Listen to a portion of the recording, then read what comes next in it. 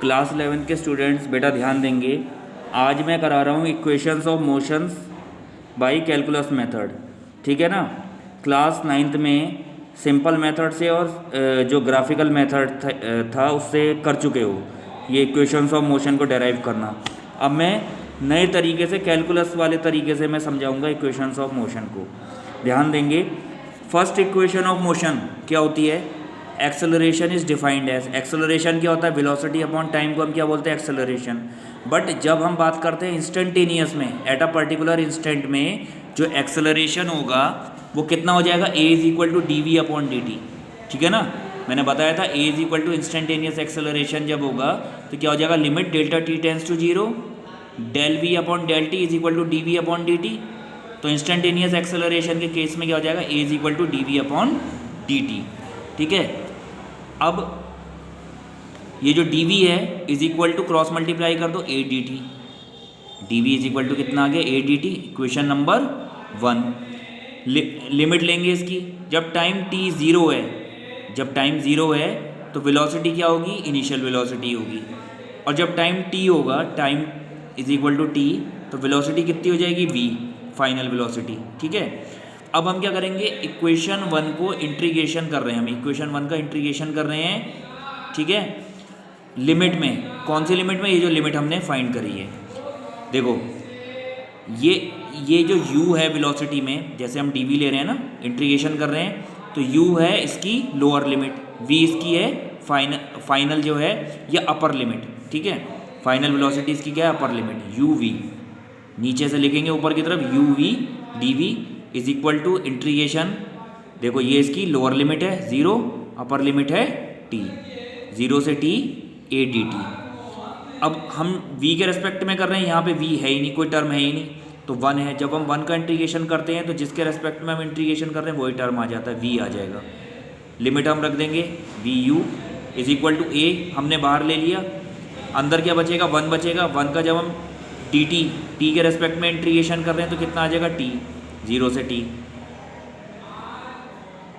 Value रख देंगे हम इसके अंदर v minus u is equal to a t minus 0।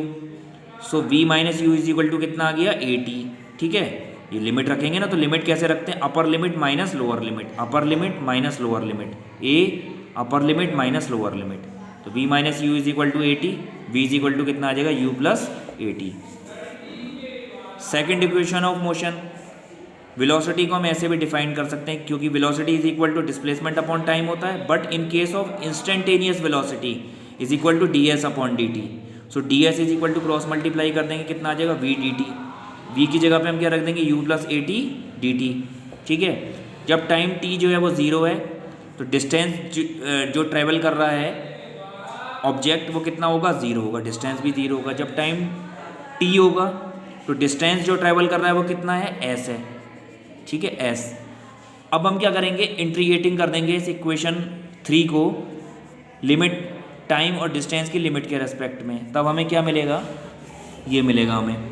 हमने इंटीग्रेशन करा, इंटीग्रेशन 0 से लेके s, लोअर लिमिट देखो ये है ना, ये लोअर लिमिट, वो lower limit upper limit, lower limit upper limit, ठीक है।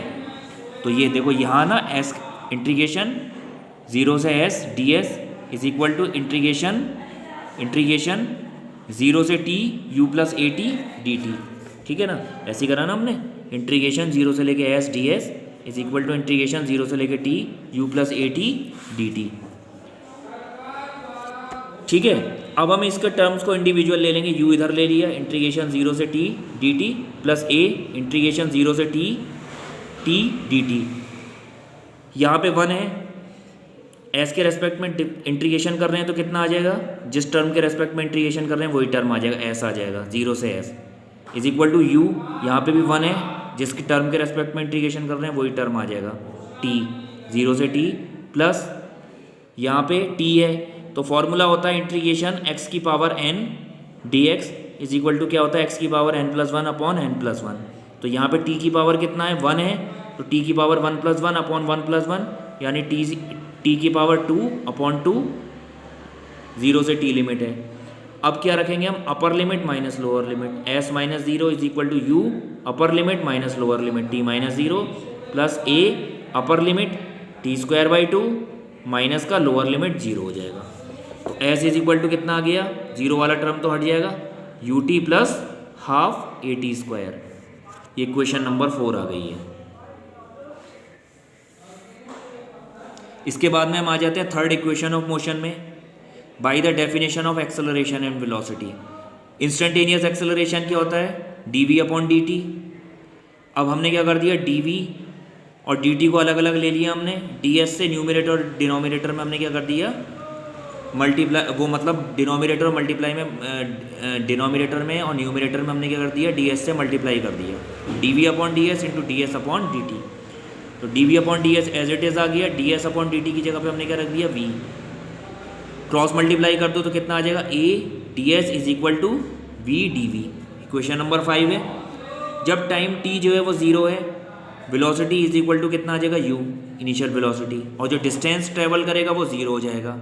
ठीक है, जब टाइम टी होगा तो वेलोसिटी इज इक्वल टू कितना आ जाएगा, फाइनल वेलोसिटी वी, और डिस्टेंस ट्रेवल्ड कितना आ जाएगा, एस। ठीक है, अब हम क्या करेंगे, ये जो इक्वेशन 5 है इसको इंटीग्रेशन करेंगे इन लिमिट्स में, वेलोसिटी और डिस्टेंस की इन लिमिट्स में इंटीग्रेशन करेंगे।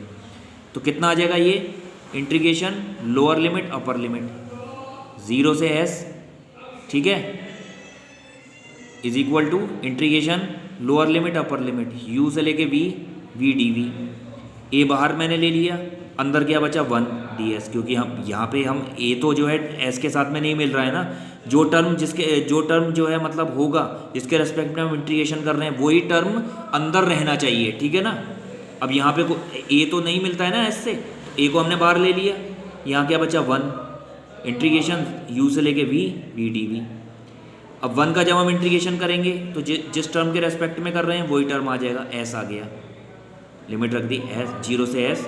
यहाँ पे v है तो v की पावर 1 + 1 अपॉन 1 + 1 यानी v स्क्वायर अपॉन 2, लिमिट रख दी u से v। ठीक है, फिर a upper limit minus lower limit s minus का 0 is equal to upper limit v square by 2 minus का lower limit u square by 2। 2 का एलसीएम ले लिया, 2 एलसीएम में आ गया, 2 की मल्टीप्लाई कर दी, 2as is equal to v square minus u square. So v square minus का u square is equal to कितना आ गया, 2as।